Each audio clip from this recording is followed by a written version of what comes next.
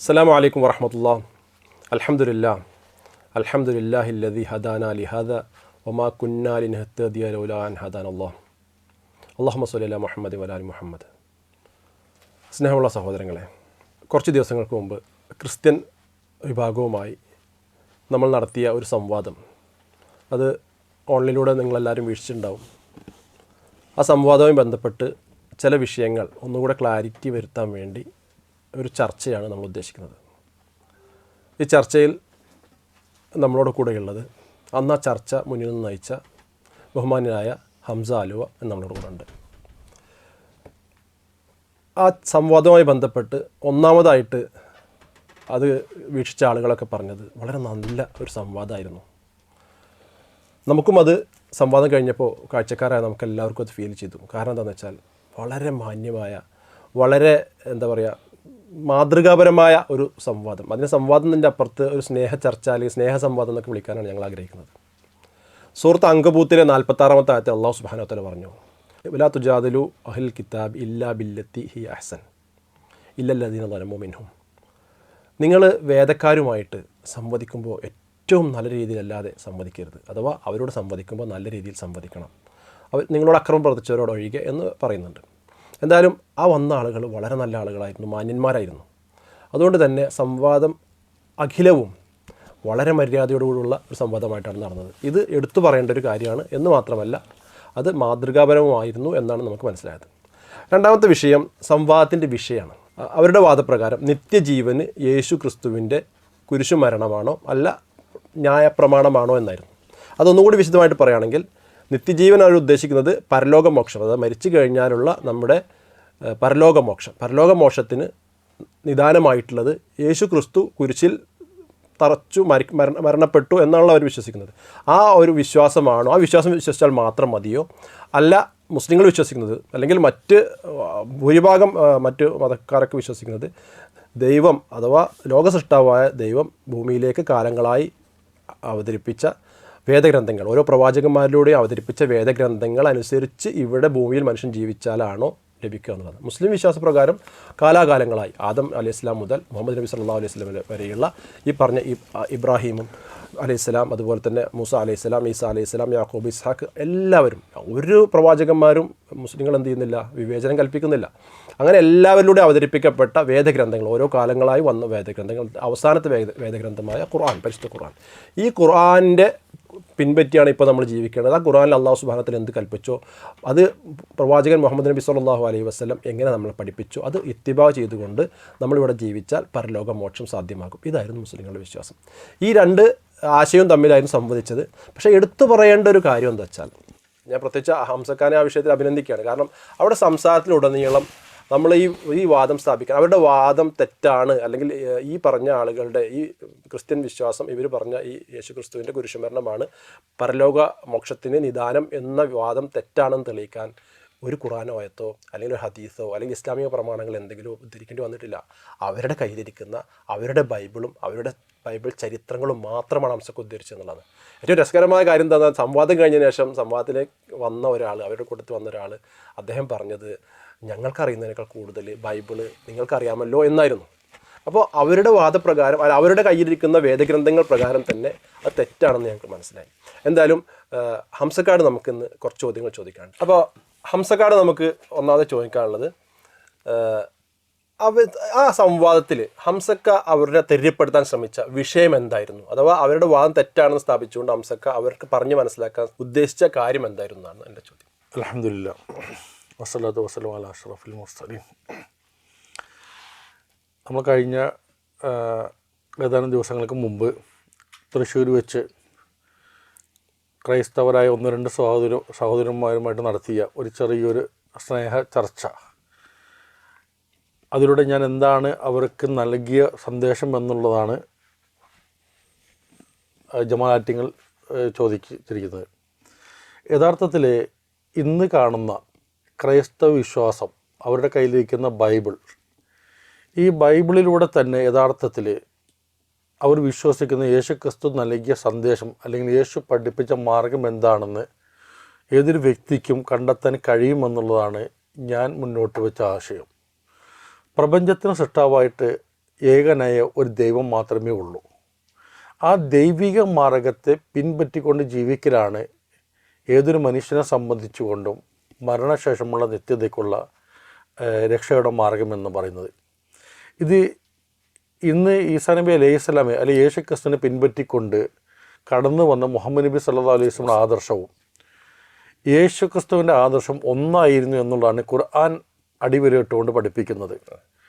ഈ ഒരു കാര്യം മനസ്സിലാക്കുവാനായിട്ട് യഥാർത്ഥത്തിൽ ഒരു സംവാദത്തിൻ്റെയോ ഒരു ചർച്ചയുടെ തന്നെ ആവശ്യമില്ലാതെ തന്നെ ഏതൊരു ക്രൈസ്തവ വിശ്വാസിക്കും കണ്ടെത്താൻ കഴിയുമെന്നുള്ളതാണ്. അതിന് അവർ ബൈബിൾ വായിക്കേണ്ട രീതിയെക്കുറിച്ച് ഞാൻ ജസ്റ്റ് ഒരു സന്ദേശം നൽകുക മാത്രമാണ് അതിൽ ചെയ്തിട്ടുള്ളൂ. അതായത് യേശുക്രിസ്തുവിൻ്റെ കാലഘട്ടത്തിൽ യേശു ആ ജനങ്ങൾക്ക് പറഞ്ഞു കൊടുത്ത മാർഗം എന്തായിരുന്നു, അത് കേട്ടുകൊണ്ട് ആ യേശുവിനെ പിൻപറ്റിയവർ എങ്ങനെയാണ് അവരുടെ ജീവിതത്തെ ക്രമപ്പെടുത്തിയതെന്നും അതിനുശേഷം കടന്നു വന്ന പൗലോസ് എന്ന് പറഞ്ഞ വ്യക്തി, നേരത്തെ നിങ്ങൾ ഉദ്ധരിച്ച പൗലോസ് എന്ന് പറഞ്ഞ വ്യക്തി എങ്ങനെയാണ് ഈ ഒരു ആശയം രൂപപ്പെടുത്തിയെടുക്കുകയും അതിന് യഥാർത്ഥ ശിഷ്യന്മാർക്കെതിരെ അദ്ദേഹം ഉപയോഗിച്ചിരിക്കുന്ന ഏറ്റവും എന്താ പറയുക ആദർശപരമായിട്ട് വ്യതിയാനത്തിൻ്റെ മാർഗം എങ്ങനെയായിരുന്നു എന്നുള്ളതുമാണ് ഞാൻ അതിൽ ഉദ്ധരിച്ചത്. അതിന് ഞാൻ ക്രൈസ്തവ വിശ്വാസത്തിൻ്റെ ബൈബിളിലുള്ള ഗ്രന്ഥങ്ങളെ മാത്രമാണ് അതിൽ ഞാൻ ആധാരമാക്കിയിരിക്കുന്നത്. അതല്ലാതെ കണ്ട് ഒരു ബൈബിൾ നിഷേധിയുടെയോ അല്ലെങ്കിൽ വിമർശകൻ്റെയോ ഒരൊറ്റ വാക്ക് പോലും അവിടെ ഉദ്ധരിക്കാതെ എന്തിനധികം പറയണം, വിശുദ്ധ ഖുർആൻ്റെ വചനം പോലും ഞാൻ അവിടെ ഉദ്ധരിക്കാതെ തന്നെയാണ് യേശുക്രിസ്തു പഠിപ്പിച്ച മാർഗം എന്താണെന്നുള്ളത് ഞാൻ അവിടെ വരച്ച് കാണിച്ചിരിക്കുന്നത്. അത് മനസ്സിലാക്കുന്ന ഏതൊരാൾക്കും ബൈബിൾ വായിക്കുന്ന ഏതൊരാൾക്കും അത് കൃത്യമാണെന്ന് ബോധ്യപ്പെടാൻ യാതൊരു പ്രയാസം ഉണ്ടാവുകയില്ല എന്നും അങ്ങനെ അവർക്ക് യേശുവിൻ്റെ യഥാർത്ഥ മാർഗത്തിലോട്ട് മടങ്ങി വരുവാൻ അവരെ സഹായിക്കണം. അതാണ് ഞാൻ ഉദ്ദേശിച്ച ചർച്ചയുടെ ഉടനീളമുള്ള സന്ദേശം എന്ന് പറയുന്നത്. ഹംസക്ക സംസാരിച്ചപ്പോൾ എനിക്കൊരു കാര്യം ഓർമ്മ വന്നത്, സാധാരണ മുസ്ലിങ്ങൾക്കിടയിൽ ചർച്ചയൊക്കെ നടക്കുമ്പോൾ നമ്മൾ പറയാറുണ്ട് നമ്മൾ മുൻഗാമികളിലേക്കാണ് മടക്കേണ്ടത്.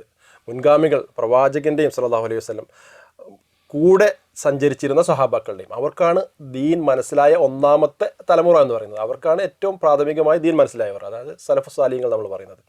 അതേപോലെ ഹംസക്കായി ചർച്ച കേട്ടപ്പോൾ എനിക്ക് മനസ്സിലായത് ഈസാ അലൈഹി സ്വലാം അഥവാ ഇവർ പറയുന്ന യേശു ക്രിസ്തുവിൻ്റെ കൂടെയുള്ള ഖുർആൻ പരിചയപ്പെടുന്ന ഹവാരിയീൻ അഥവാ സന്തത സഹചാരികൾ, സഖാക്കൾ, അല്ലെങ്കിൽ ഇവർ ബൈബിളിക്കലൊക്കെ പറഞ്ഞ അപ്പോസ്തലന്മാർ, ശിഷ്യന്മാർ എന്ന് പറയുന്ന ശിഷ്യന്മാർ, യേശുവിൻ്റെ സന്തത സഹചാരികളായിരുന്ന ശിഷ്യന്മാർ പഠിപ്പിച്ച ആശയമല്ല പിന്നീട് വന്ന ക്രിസ്ത്യാനികൾ സ്വീകരിച്ചത് എന്ന് താങ്കളുടെ സംസാരത്തിൽ എനിക്ക് മനസ്സിലായി.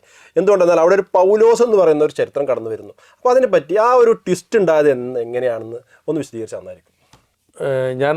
യഥാർത്ഥത്തിൽ ഞാൻ അന്ന് പറഞ്ഞതും യഥാർത്ഥത്തിൽ അത് തന്നെയായിരുന്നു.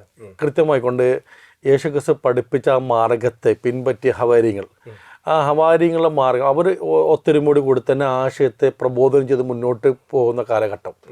ആ കാലഘട്ടത്തിൽ അവരുടെ കൂടെ ഇരുന്ന, അതായത് അപ്പോസ്തലന്മാരുടെ കൂടെ ഉണ്ടായിരുന്ന സ്റ്റഫാനോസ് എന്ന് പറയുന്നൊരു വ്യക്തിയെ കല്ലെറിഞ്ഞ് കൊല്ലുന്ന ഒരു സംഭവം നടക്കുന്നുണ്ട്. ആ സംഭവത്തിന് ഏറ്റവും മുൻപന്തിൽ വന്ന വ്യക്തിയാണ് സാവുൾ എന്ന് ബൈബിൾ പറയുന്ന അല്ലെങ്കിൽ പൗലോസ് എന്ന് പറയുന്ന ആ വ്യക്തി ഉണ്ടായിരുന്നത്.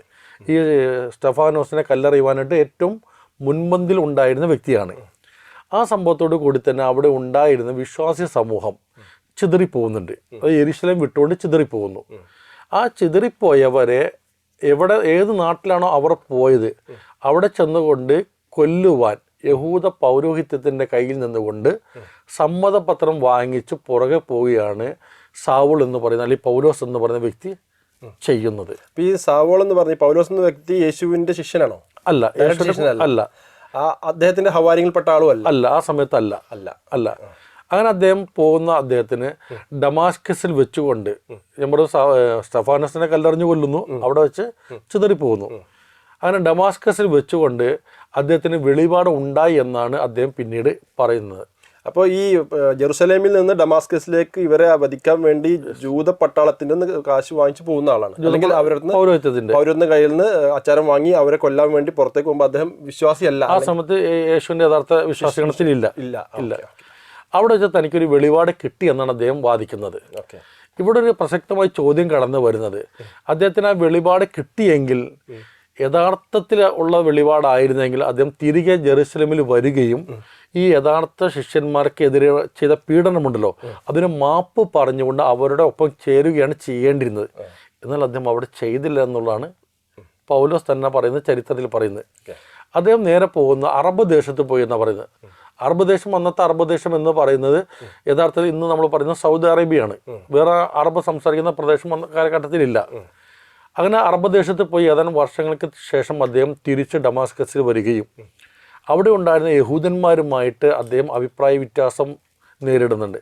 അങ്ങനെ അവിടെയുള്ള യഹൂദന്മാർ അദ്ദേഹത്തെ പീഡിപ്പിക്കുന്നുണ്ട്. അതിനുശേഷം ആ പീഡനമെല്ലാം സഹിച്ച പൗലോസ് തിരികെ യെരുശലേമിൽ വരുമ്പോൾ അവിടെയുള്ള യഥാർത്ഥ യേശുവിൻ്റെ ശിഷ്യന്മാർ അദ്ദേഹത്തെ കൂട്ടാക്കുന്നില്ല, അദ്ദേഹത്തെ ഒഴിവാക്കി നിർത്തുകയാണ് ചെയ്യുന്നത്. എന്നാൽ ഇദ്ദേഹത്തിൻ്റെ ബാല്യകാല സുഹൃത്തായിരുന്ന ബർണബാസ് എന്ന് പറയുന്നൊരു വ്യക്തിയാണ് ഇദ്ദേഹത്തെ അപ്പോസ്തലന്മാർക്ക് പരിചയപ്പെടുത്തി കൊടുക്കുന്നത്. എന്നാൽ അവിടെയും ഏതാനും ദിവസങ്ങൾ കഴിഞ്ഞപ്പോൾ അപ്പോസ്തലന്മാർ അനുയായികളുമായിക്കൊണ്ട് പൗലോസ് അഭിപ്രായ വ്യത്യാസം വരികയും അദ്ദേഹത്തെ കൊല്ലുവാനായിട്ടൊരു ആലോചന നടക്കുന്നുണ്ട്. ഇത് അറിഞ്ഞ അപ്പോസ്തലന്മാർ ഇദ്ദേഹത്തിൻ്റെ സ്വന്തം നാട് ടെർസോസ് എന്ന് പറയുന്ന സ്ഥലത്തോട്ട് നാട് കടത്തി വിടുന്നു. അങ്ങനെ ടെർസോസിൽ പോയ പൗലോസ് പ്രബോധനം ചെയ്യുന്നതായിട്ട് പിന്നെ എവിടെയും ആരും പറയുന്നില്ല, പൗലോസ് തന്നെ പറയുന്നില്ല. എന്നാൽ ബർണബാസ് സ്റ്റെഫാനോസിൻ്റെ ആ വധം ആയിട്ട് ബന്ധപ്പെട്ടുകൊണ്ട് ചിതറിപ്പോയ അപ്പോസ്തല അനുയായികൾ അന്ത്യോക്യ എന്ന് പറയുന്ന പ്രദേശത്ത് ചെല്ലുന്നുണ്ട്. അവർ അവിടെ നിന്നുകൊണ്ട് പ്രബോധനം ചെയ്തപ്പോൾ യഹൂദന്മാരല്ലാത്ത ചില ജനങ്ങൾ വിശ്വാസം സ്വീകരിക്കാൻ തയ്യാറായിട്ട് മുന്നോട്ട് വരുന്നുണ്ട്. ഇവിടെ നമ്മൾ മനസ്സിലാക്കേണ്ടത് ഈ അന്ത്യോക്യയിൽ പോയ ഈ യെരുശലേം നിവാസികൾ അല്ലാതെ വേറെ ആരും തന്നെ യഹൂദന്മാരോടല്ലാതെ വേറെ ആരോടും സുവിശേഷം അറിയിച്ചായിട്ട് പറയുന്നില്ല. എന്നാൽ അന്ത്യോക്യയിൽ അല്പം ബിരുദമായിട്ട് കാണുന്നുണ്ട്. അങ്ങനെ കടന്നു വന്ന ഈ വിജാതീയരായിട്ടുള്ള സംഘത്തിന് മുന്നോട്ട് പോകുമ്പോൾ അവർക്ക് എന്തില്ല, ന്യായപ്രമാണം, അത് മോശക പ്രമാണം ആചരിക്കുന്ന ഒരു ഏർപ്പാടില്ല, രീതി ഇല്ല. എന്നാൽ ഈ യഹൂദന്മാരായിട്ടുള്ള ഈ അപ്പോസ്തലന്മാർ അടക്കമുള്ളവർക്കെല്ലാം എന്തുകൊണ്ട് ന്യായപ്രമാണം തീഷ്ണമായിട്ട് അവർക്കുണ്ട്. വെറുതെ ഒരു ആചാരം, തീഷ്ണമായിട്ട് അവർ ആചരിക്കുന്നുണ്ട്. ഈ ഒരു വിഷയം യെരുശലേം സഭ അറിയുകയും അതിനൊരു ചർച്ചയും നടക്കുന്നുണ്ട്. അല്പം വിശദീകരിക്കേണ്ടതാണത് എന്ന് നമ്മൾ ചുരുക്കാൻ പറയാണ്. ഈ വിഷയത്തിൽ ഇടപെട്ടുകൊണ്ട് അപ്പോസ്തലപ്രവൃത്തി 15-ാം അധ്യായത്തിൽ ചർച്ച യെരുശലേമിൽ നടക്കുന്നുണ്ട്. ആ നടക്കുന്ന സ്ഥലത്ത് വിജാതിയർക്ക് ന്യായപ്രമാണം ആചരിക്കുന്ന വിഷയത്തിൽ ഇളവ് എന്നല്ലാതെ ഒരിക്കലും ഇത് ആചരിക്കുന്ന യെരുശലേം സഭയ്ക്ക് എന്തില്ല, വേണോ വേണ്ടേ എന്നുള്ള ചർച്ച ഇല്ല, നടക്കുന്നില്ല. ഇതിലൂടെ തന്നെ വളരെ കൃത്യമാണ് അവർക്ക് എന്തുണ്ട്, ന്യായപ്രമാണം ഉണ്ട് എന്നുള്ള കാര്യം വ്യക്തമാണ്. ഇതിങ്ങനെ മുന്നോട്ട് പോകുന്നു. അവർക്ക് 4 കാര്യങ്ങൾ മുറുകെ പിടിക്കണമെന്ന് കൃത്യമായിട്ട് നിർദ്ദേശം നൽകുകയും അവർ മടക്കി അയക്കുന്നു. ഇതിനുശേഷം യേശുവിൻ്റെ ശിഷ്യന്മാരിൽ പ്രമുഖനായ പത്രോസീക ഈ അന്ത്യോക്യയിലോട്ട് കടന്നു ചെല്ലുന്നുണ്ട്. അവിടെ ചെല്ലുകയും അവിടെയുള്ള വിജാതീയരോടും ന്യായപ്രമാണം യഹൂദ മര്യാദ പ്രകാരം ജീവിക്കണമെന്ന് കൃത്യമായിട്ട് വാദം മുന്നോട്ട് വെക്കുമ്പോൾ അവർക്ക് എതിരെ ശക്തമായിട്ട് വാദിക്കുകയാണ് ആര് ചെയ്യുന്നത്, പൗലോസ് ചെയ്യുന്നത്. ഈ പത്രോസിനെതിരായിട്ട് അത് ഗലാത്യ ലേഖനത്തിൽ വളരെ വ്യക്തമായിട്ട് അവിടെ പറയുന്നുണ്ടത്. ഇത് പറയുന്ന സമയത്തോടു കൂടി അവിടെ ഉണ്ടായിരുന്ന പത്രോസ് അടക്കമുള്ള യഹൂദന്മാർ പൗലോസുമായിട്ടുള്ള ബന്ധം മുറിച്ച് വിച്ഛേദിച്ചുകൊണ്ട് അവർ യെരുശലേമിലോട്ട് മടങ്ങിപ്പോയിരുന്നു. എന്താണല്ലോ ഇവിടെ നമ്മൾ പ്രത്യേകം ശ്രദ്ധിക്കേണ്ട ഒരു കാര്യം, ഈ ചർച്ച നടക്കുമ്പോഴും ക്രിസ്തുവിൻ്റെ മരണത്തിലൂടെ രക്ഷ ഉണ്ടെന്നോ ക്രിസ്തുവിൻ്റെ മരണത്തിലൂടെ ന്യായപ്രമാണം കാലഹരണം പെട്ടുപോയി എന്നൊരു അധ്യാപനം പൗലോസ് പോലും പറയുന്നില്ല എന്നുള്ളതാണ് വളരെ ശ്രദ്ധയോടെ നമ്മൾ ശ്രദ്ധിക്കേണ്ട ഒരു കാര്യമാണ്. ഇവിടെ ഒന്നും പറയുന്നില്ല. പിന്നെ എന്തുകൊണ്ടാണ് ഇത് പറയേണ്ടി വന്നത്? ഞാൻ നേരത്തെ അന്നത്തെ സംഭവത്തിൽ പറഞ്ഞിട്ടുണ്ടായിരുന്നു. ഇതിനുശേഷം പൗലോസ് പ്രബോധനം ചെയ്ത വിജാതീയ നാടുകൾ ഒത്തിരിയുണ്ട്. കാരണം നമുക്കറിയാം ഇന്നത്തെ പോലെ കമ്മ്യൂണിക്കേഷൻ അന്നില്ല. അത് പിന്നീടാണ് അവരറിയുന്നത്. അവരറിഞ്ഞു, എന്തറിഞ്ഞു, വിജാതീയരായ ഒരുപാട് നാടുകളിലുള്ള ജനങ്ങൾ ഈ യേശുവിനെ കൈക്കൊണ്ടിട്ടുണ്ട്, അവർക്ക് പ്രമാണമില്ല എന്നുള്ളത് അവരറിയുന്നു. ഈ അറിഞ്ഞ നാടുകളിലേക്ക് അവരെന്ത് ചെയ്തു, പ്രമാണം ആചരിക്കണമെന്ന് പറഞ്ഞുകൊണ്ട് കത്തുകൾ എഴുതി, അല്ലെങ്കിൽ അവർ നേരിട്ട് ശിഷ്യന്മാരെ വിട്ട് പ്രബോധനം നടത്തിയിട്ടുണ്ട് ഈ യെരുശലേം സഭ. ഇത് ഞാൻ പറയുന്നത് ഈ കത്തോലിക്ക ബൈബിളിനെ തന്നെ ഗലാത്യ ലേഖനത്തിന് ആമുഖത്തിൽ ഈ വിഷയം വിശദീകരിച്ചിട്ടുണ്ട്. അപ്പൊ തന്നെ ഈ പറഞ്ഞ ജിൻഡോയുടെ പൊളിയാണ് ചെയ്യുന്നത്. അവര് വിശ്വസിച്ചിട്ടുണ്ട്, വിശ്വാസം മാത്രം പോരാ, അവർ പ്രമാണം ആചരിക്കണം, കൽപ്പനകൾ അംഗീകരിക്കണം. അവിടെ മറച്ചു വെച്ചിരിക്കുന്നത് എന്താണെന്ന് വെച്ചിട്ടുണ്ടെങ്കിൽ യെരുശലേമിലുള്ള ന്യായപ്രമാണവാദികൾ എന്ന് പറയാണ്. ഇവിടെ മനസ്സിലാക്കേണ്ടത് ന്യായപ്രമാണവാദികൾ എന്ന് പറയുമ്പോൾ ന്യായപ്രമാണം ഉണ്ടെന്നാണ്. ഉണ്ട്. ഇവരവിടെ ഒരു ട്വിസ്റ്റ് ചെയ്യുന്നത് അപ്പോസ്തലന്മാർക്ക് ഇല്ല, സാധാരണക്കാർക്കുണ്ട്. എങ്കിൽ യെരുശലേമിന്റെ ചർച്ച അവിടെ നടക്കണ്ടേ? അവരുടെ ഇടയിൽ ഈ ചർച്ചയില്ല. ഇതറിഞ്ഞ വിജാതീയ നാടുകളിലേക്ക് പ്രമാണം ആചരിക്കണമെന്ന് പറഞ്ഞുകൊണ്ടും അവർ പ്രബോധനം നടത്തുകയും അവിടെയുള്ള വിജാതിയർ പ്രമാണം ആചരിക്കാൻ തയ്യാറാകുകയും ആചരിക്കാത്ത ജനങ്ങളടുത്ത് ആചരിക്കണമെന്നും പറഞ്ഞു. ഇതറിഞ്ഞ പൗലോസ് ഗലാത്യർക്ക് ലേഖനം എഴുതുകയാണ്. ക്രിസ്തുവിൻ്റെ മരണത്തിലൂടെ ന്യായപ്രമാണം കാലഹരണപ്പെട്ടു. ഇവിടെ മുതലാണ് ആദ്യമായിട്ട് ഈ ഒരു വാദം മുന്നോട്ട് വെക്കുന്നത് പൗലോസിന്റെ ലേഖനമാണ്, ഗലാത്യൻ ലേഖനമാണ്. അതെ, ഇതല്ലാതെ ബൈബിളിൽ എവിടെയും യേശു ക്രിസ്തുവിന്റെ വാക്കായിട്ടോ അല്ലെങ്കിൽ യേശു ക്രിസ്തുവിന്റെ ഈ ബാക്കിയുള്ള പത്രോസ് പോലെയുള്ള നേർക്കുനേരെയുള്ള അപ്പോസ്തലന്മാരുടെ വാദമായിട്ടോ ബൈബിളിൽ എവിടെയും പറയുന്നില്ല. അതിന്റെ മരണമാണ് മനുഷ്യ നിത്യജീവന് ആധാരം എന്ന് പറയുന്നില്ല. ഇല്ല, അതുകൊണ്ടാണല്ലോ ഞാൻ എൻ്റെ ഒന്നാമത്തെ ചോദ്യം നിങ്ങൾക്ക് ശ്രദ്ധിച്ചാൽ അറിയാൻ പറ്റും. എൻ്റെ ചോദ്യം എന്തായിരുന്നു? ക്രിസ്തുവിൻ്റെ മരണത്തിലൂടെ രക്ഷ ഉണ്ട് എന്ന് ആദ്യമായിട്ട് പറഞ്ഞത് ആരാണെന്ന് ഞാൻ ചോദിച്ചത്. ജിൻഡോ ആ ചോദ്യത്തിന് എവിടെയും മറുപടി പറയാനായിട്ട് അല്ലാതെ തൊട്ടിട്ടില്ല. അദ്ദേഹം അതിന് പറഞ്ഞത് എബ്രഹാമിന്റെ ബലിയെ ഇതിനെ സൂചിപ്പിക്കുന്നൊരു അങ്ങനെ വ്യംഗ്യമായിട്ട് അവിടെ ഇവിടെയൊക്കെ ഓരോ എന്തോ സൂചനകളുണ്ട് ഉണ്ട്. ഞാൻ ആ ചോദ്യത്തിൽ തന്നെ പറഞ്ഞു, നിങ്ങൾക്ക് അങ്ങനെ തോന്നുന്ന ഇതാണെങ്കിൽ അത് ആ വാക്യത്തിന് ആരാണ് വിശദീകരിച്ചെന്ന് ചോദിച്ചു. അദ്ദേഹം എവിടെയും ഒരു വ്യക്തിയുടെ പേര് പറഞ്ഞിട്ടില്ല. എന്നാൽ ബൈബിളിൽ ഈ പറഞ്ഞ ഗലാത്യ ലേഖനത്തിൽ പറയുന്നുണ്ട്. അപ്പോൾ ഇവിടെയാണ് നമ്മൾ മനസ്സിലാക്കേണ്ടത്, ഈ അപ്പോസ്തലന്മാരുടെ ഉപദേശം ചെന്ന നാടുകളിലേക്ക് അപ്പോസ്തല ഉപദേശം തെറ്റാണെന്ന് പറയുവാൻ വേണ്ടിയാണ് ഈ വാദം പൗലോസ് ആദ്യമായിട്ട് പറഞ്ഞതെന്നുള്ളതാണ്. അവിടെ മുതലാണ് എന്ത് വരുന്നത്, ഈ യേശുവിൻ്റെ മരണത്തിലൂടെയുള്ള രക്ഷ എന്ന് പറയുന്നൊരു ആശയം കടന്നു വന്ന്. ചുരുക്കി പറഞ്ഞാൽ യേശു പഠിപ്പിച്ചതും യേശുവിൻ്റെ അപ്പോസ്തലന്മാർ പഠിപ്പിച്ചതും താങ്കൾ സമാധി പറഞ്ഞ 28 കൊല്ലത്തോളം അവിടെ ഉണ്ടായിരുന്ന യഹൂദ സഭ ആചരിച്ചതുമായ വിശ്വാസത്തിനെതിരായിട്ട് പൗലോസ് ലേഖനം എഴുതുകയും ആ ലേഖനം പിൽക്കാലത്ത് അത് സത്യത്തിനേക്കാൾ മുൻകടന്നുകൊണ്ട് ഇന്ന് കാണുന്ന ലോകത്തുള്ള ഭൂരിപക്ഷം ക്രിസ്ത്യാനികളും അത് അംഗീകരിക്കുകയും ചെയ്യുന്ന ഒരു നിലപാടിലേക്കാണ് വന്നതെന്നുള്ളത്. തീർച്ചയായിട്ടും ഞാൻ അന്ന് സംഭവത്തിൽ പറയാൻ വിട്ടുപോയൊരു വാക്യമുണ്ട്, വളരെ പ്രസക്തമായ വാക്യമായിരുന്നത്. ലൂക്കോസിൻ്റെ സുവിശേഷം 16-ാം അധ്യായത്തിൻ്റെ 19 മുതൽ 30 വരെയുള്ള വചനങ്ങൾ ശ്രദ്ധിച്ചു കഴിഞ്ഞാൽ എബ്രഹാം, അതായത് വിശ്വാസിയുടെ പിതാവായ എബ്രഹാമിൻ്റെ മടിയിൽ കിടക്കുന്ന ലാസറും അതുപോലെ തന്നെ യാതൊനിൽ കിടക്കുന്ന ഒരു ധനവാനും തമ്മിലൊരു ചർച്ചയുണ്ട്. ആ ചർച്ചയിൽ പറയുന്നത് ആരാ പറയുന്നത്? യേശുക്രിസ്തു പറയുന്ന കഥയാണത്, അവിടെ പറയുകയാണത്.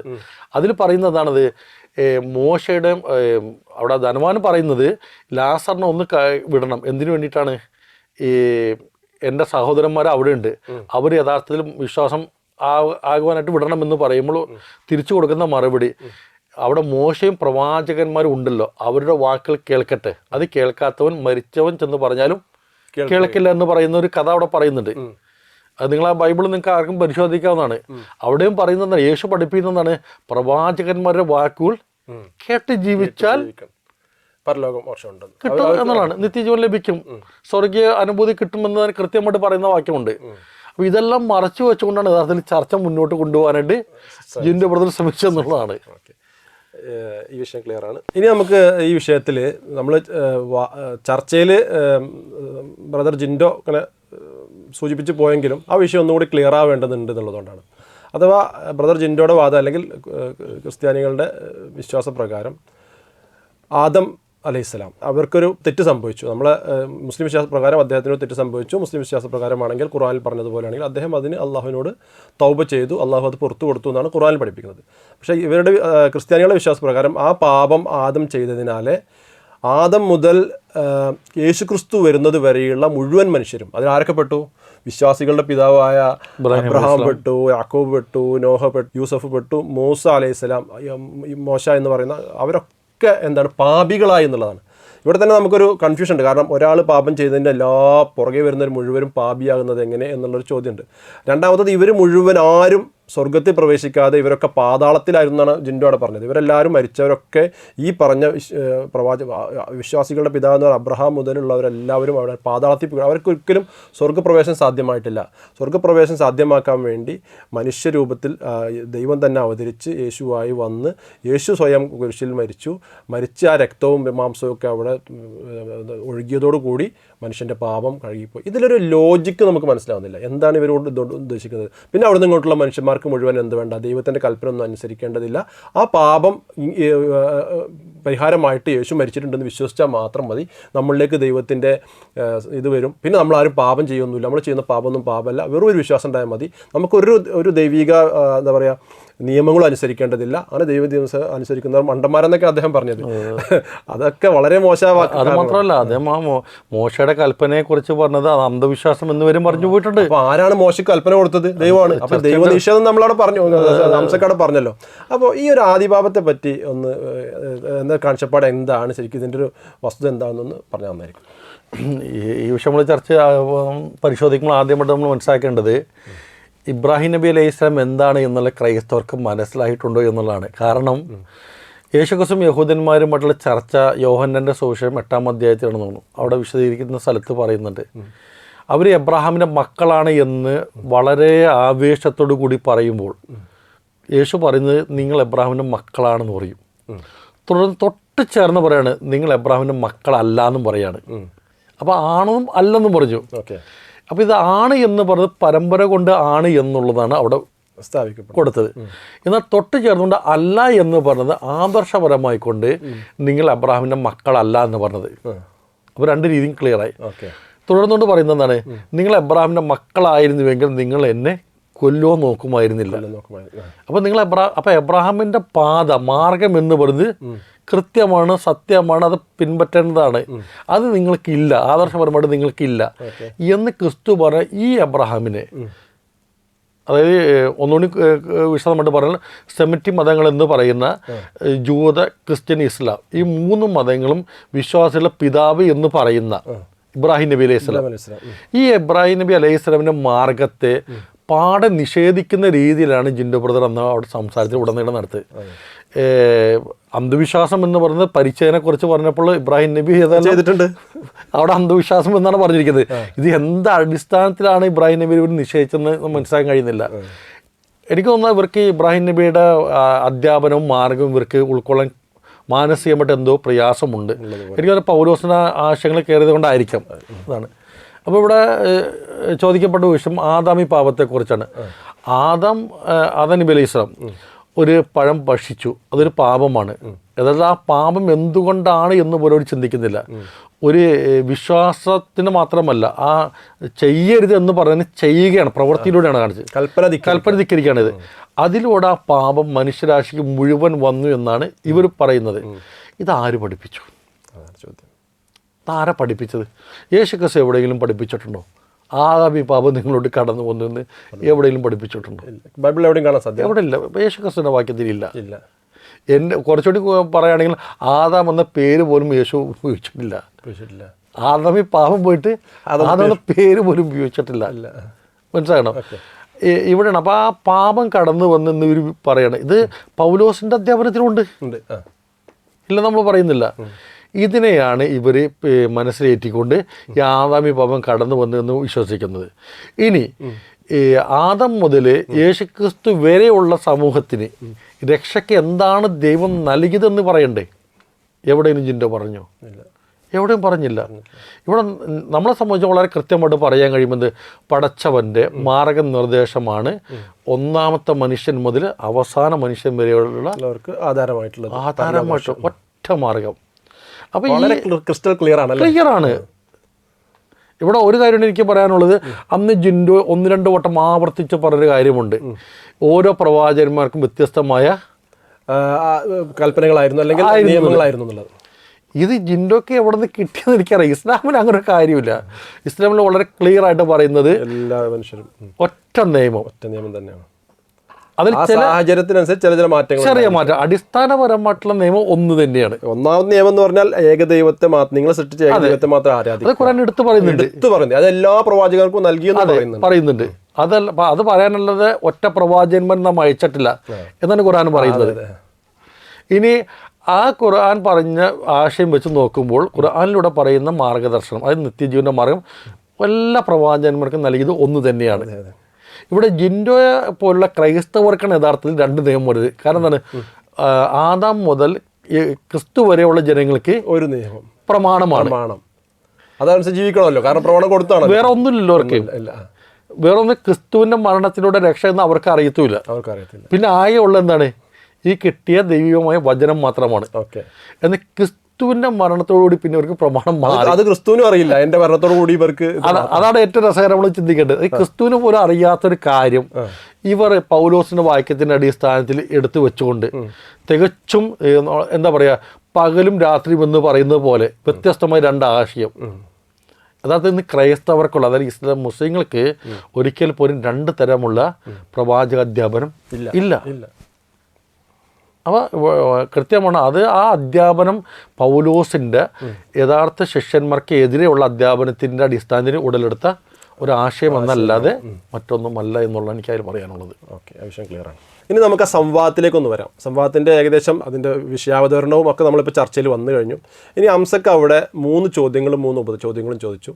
അതുപോലെ തന്നെ ജിൻഡോ ബ്രദർ ഒരു ചോദ്യം ചോദിച്ചുള്ളൂ, ഒരു ഉപചോദ്യം മാത്രമേ ചോദിച്ചിട്ടുള്ളൂ. അപ്പോൾ ആ അംസക്ക് ചോദിച്ച 3 ചോദ്യങ്ങളും അതിൻ്റെ ഉപചോദ്യങ്ങളും അതിൻ്റെ ഒരു സാഹചര്യം കൂടെ ഒന്നുകൂടി ക്ലിയർ ആക്കാൻ വേണ്ടിയാണ്. ഒന്നാമത്തെ ചോദ്യം എന്തായിരുന്നു വെച്ചാൽ,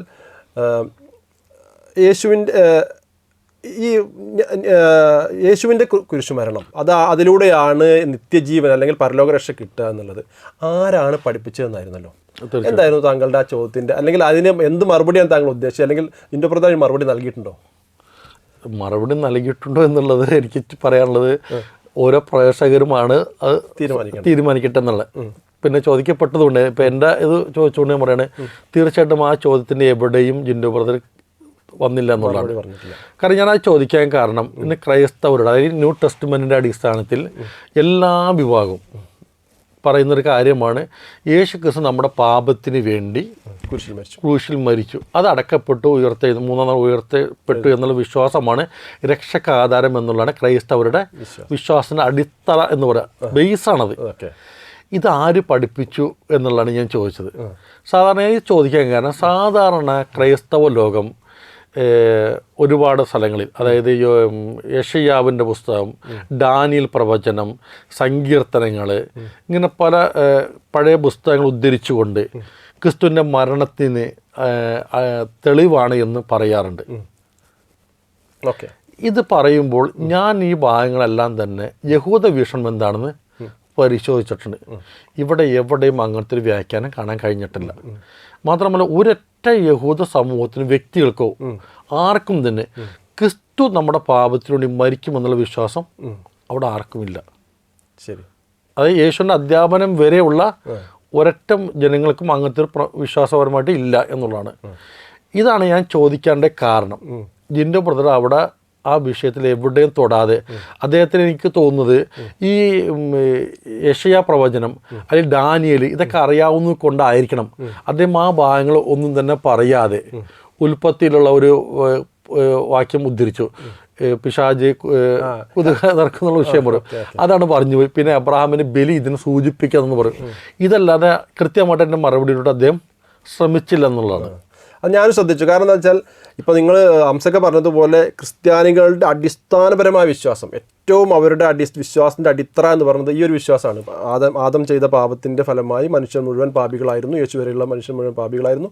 യേശു വന്ന് കുരിശിൽ മരിക്കുകയും പിന്നീട് മൂന്നാം നാൾ ഉയർത്തെഴുന്നേൽക്കുകയും ചെയ്തതോടുകൂടി നമ്മളെല്ലാവരും പാപസുരക്ഷിതരായി നമ്മുടെ ആ വിശ്വാസമാണ് നമ്മുടെ പരലോകത്തേക്ക് ആക്കുക. ഇതൊരു അടിസ്ഥാനമാണല്ലോ. ഈ ഒരു അടിസ്ഥാനമാണെങ്കിൽ അത്രയും സ്ട്രോങ് ആയിട്ടുള്ള അടിസ്ഥാന വിശ്വാസം ആര് പഠിപ്പിക്കണം?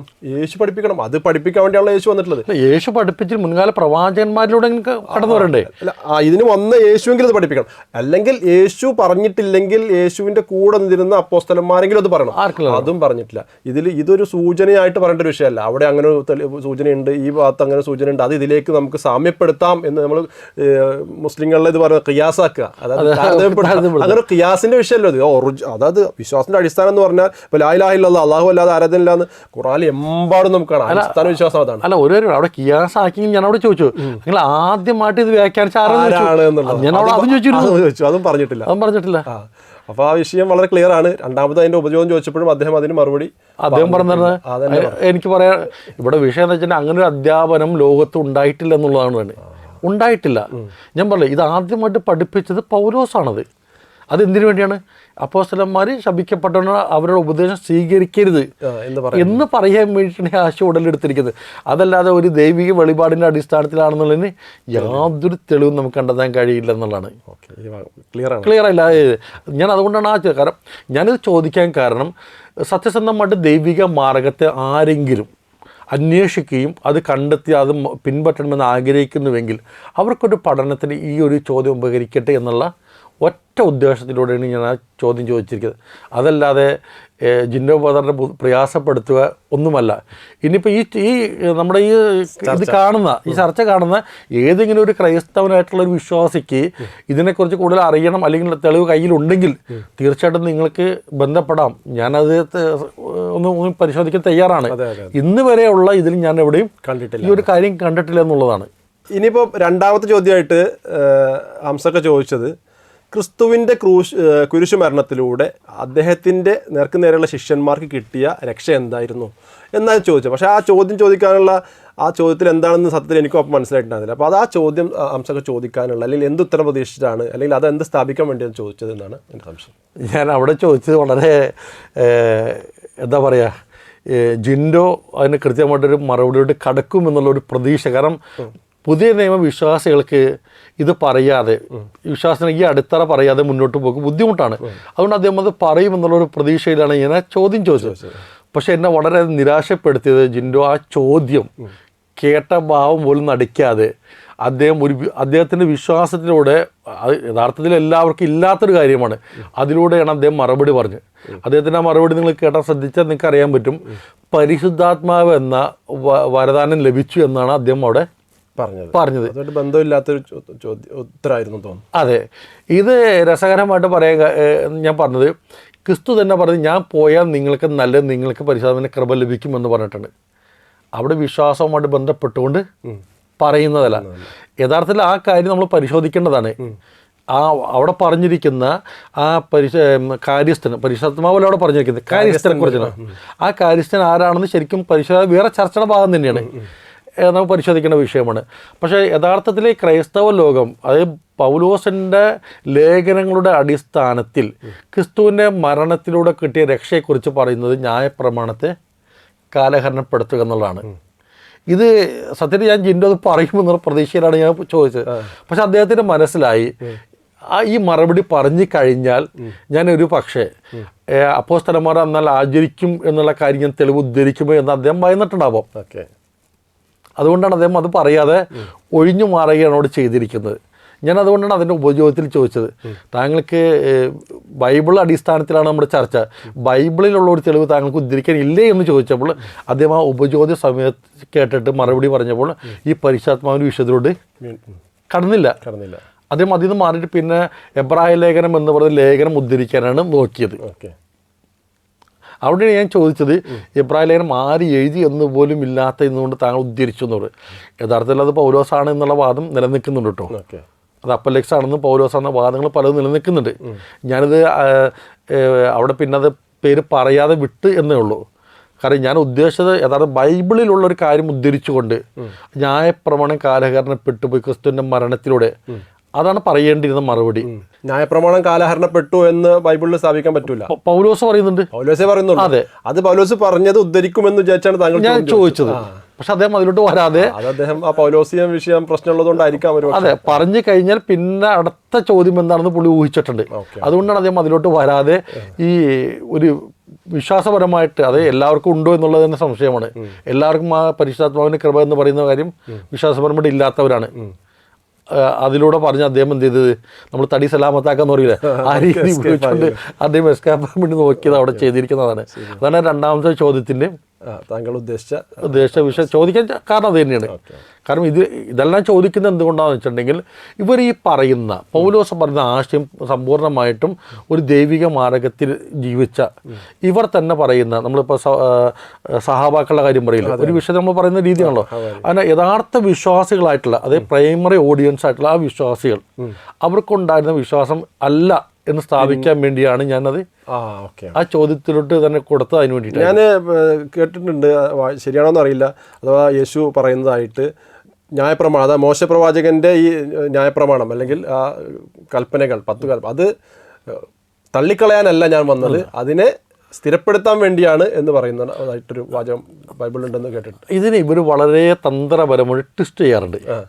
ഈ ഞാൻ ന്യായപ്രമാണത്തെയോ പ്രവാചകന്മാരെ നീക്കുവാനല്ല, നിവർത്തിപ്പാനത്ര വന്നത് അങ്ങനെ പറയും എന്ന് ഇവർ പറയുന്ന ഉദ്ദേശിക്കുന്നത്. നിവർത്തിപ്പിക്കുക എന്ന് പറഞ്ഞിട്ടുണ്ടെങ്കിൽ അത് പൂർത്തിയാക്കി. ഓക്കെ നിർത്തി എന്നാണ്. പിന്നെ ഇല്ല, ഇപ്പൊ നമ്മൾ കൊടിക്കാല് നിവർത്തി എന്ന് പറയുമ്പോൾ പിന്നെ നിവർത്താനില്ല എന്ന് അതോട് കഴിഞ്ഞു എന്നുള്ള അർത്ഥത്തിലാണ് ഇവർ അതിനെ വ്യാഖ്യാനിക്കുന്നത്, അങ്ങനെ എടുക്കുകയാണ് ചെയ്യുന്നത്. യഥാർത്ഥത്തിൽ അങ്ങനെയല്ല അതിൻ്റെ അർത്ഥം. അത് എങ്ങനെയാണോ ജീവിതത്തിൽ പകർത്താൻ വേണ്ട അതിനുള്ള മാർഗത്തെ ഞാൻ സ്ഥാപിക്കാന്നുള്ളത്, അത് ഒന്നുകൂടെ ക്ലിയർ ആക്കുന്നത്. അതാണ് ഞാൻ അന്ന് സംഭവത്തിൽ പറഞ്ഞിരുന്നത്. അദ്ദേഹം ആവർത്തിച്ചുകൊണ്ട് പറഞ്ഞൊരു കാര്യമുണ്ട്, നിയമങ്ങളിൽ ഏറ്റവും ശ്രേഷ്ഠമായ നിയമം യേശുവിൻ്റെ ആണ് എന്ന് പറയുമെന്ന് പറഞ്ഞു. അവിടെ ഞാൻ അദ്ദേഹത്തോട് ചോദിച്ചിരുന്നു, എങ്കിൽ യേശുവിൻ്റെ നിയമമാണ് ഏറ്റവും ശ്രേഷ്ഠമായ നിയമമെങ്കിൽ ഒരു കവളത്തെ അടിച്ചു കഴിഞ്ഞാൽ മറ്റേ കവളം കാണിച്ചു കൊടുക്കുക, അതെങ്ങനെ ശ്രേഷ്ഠമാകുമെന്ന് ചോദിച്ചു. എന്നിട്ട് ഞാൻ അവിടെ വിശദീകരിച്ചിരുന്നു, അത് ആ ജീവിതത്തിൽ ആ നിയമത്തെ എങ്ങനെയാണ് നടപ്പിലാക്കേണ്ടത്, അതിനുള്ള ഹൃദയത്തിനെ പരിവർത്തിച്ച് പാകപ്പെടുത്തുവാനുള്ള മാർഗത്തെയാണ് യേശു പഠിപ്പിക്കുന്നത്. അതായത് ഇപ്പോൾ മോഷണം എന്ന് പറയുന്നത് മ്ലേച്ഛമായ കാര്യമാണ്.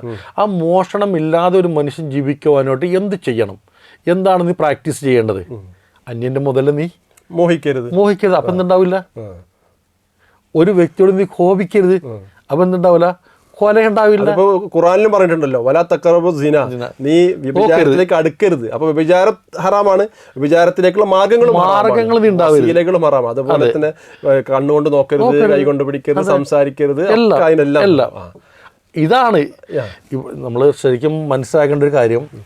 ഈസാ നബി അലൈഹി സ്വലാമിയുടെ പ്രബോധനവും മൂസാ നബി അലൈഹി സ്വലാമിലൂടെ അവതീർണമായ തൗറാത്തിൻ്റെ നിയമങ്ങളും ഇത് രണ്ടും ഒരേപോലെ ക്ലബ്ബ് ചെയ്തുകൊണ്ട് അത് കൃത്യമായിട്ട് ഉള്ളൊരു അധ്യാപനമാണ് ആരുടേത്?